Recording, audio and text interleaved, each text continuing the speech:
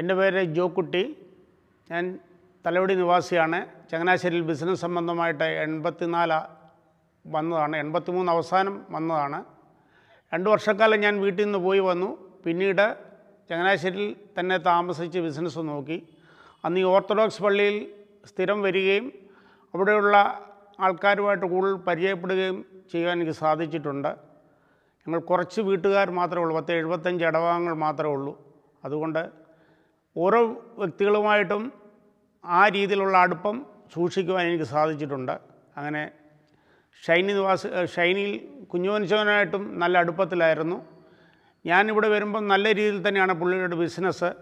ആകസ്മികമായിട്ട് പുള്ളിക്ക് 1-2 ആക്സിഡൻ്റ് ഉണ്ടായി. അതിനുശേഷം ബിസിനസ് പുള്ളി അധികം നടത്തിക്കൊണ്ട് പോയിട്ടില്ല എന്നാണ് എൻ്റെ ഓർമ്മ. എന്നാൽ പൊതുരംഗത്തെ പുള്ളി അന്നും ഇന്നും സജീവമായിട്ട് തന്നെ ആ കാലങ്ങളിൽ ഉണ്ടായിരുന്നു.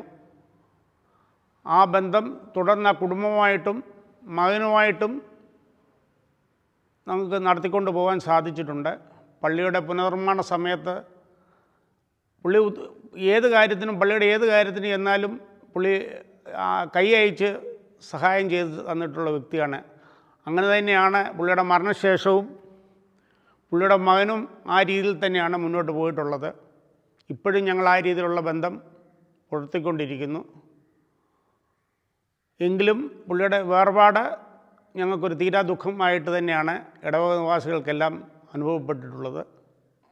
എന്നാൽ തന്നെയും അവർക്ക് ഇപ്പോൾ ആ നിലപാടിൽ നിന്ന് ആ ദുഃഖമാണെങ്കിലും ഞങ്ങളുമായിട്ടുള്ള ആ ഇടപാടിൽ ആ കുടുംബം സന്തോഷത്തോടു കൂടിയാണ് പോകുന്നത്.